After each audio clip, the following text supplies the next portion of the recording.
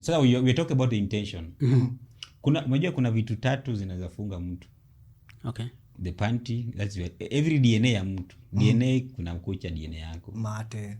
Kuna mate. Nywele. Zote zinatumika kwa kufunga mtu, nywele iko hapo. Za private part zote. Panty yako hiyo kitu imetoka huko, iko. Zote zinafunga mtu.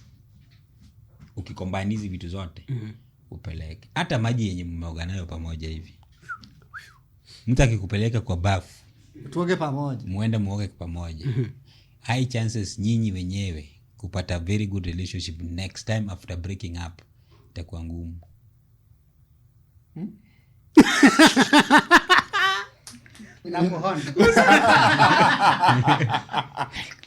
Ni ukweli by the way. Okay, maji ya tap ama hii ya shower.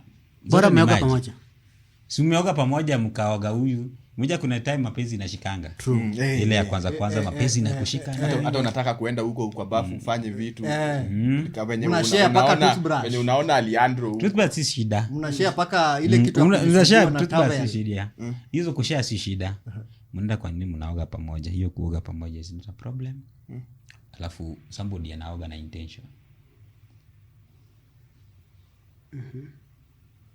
Wewe umeenda kuoga out of love na ameunganisha na intention. So intention plus love equals to dangerous. Ukiachana na huyu msee, the next relationship haitakuwa poa na wewe. Mind yako itakuwa huko.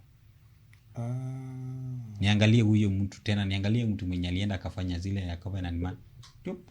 Alafu anaunganisha.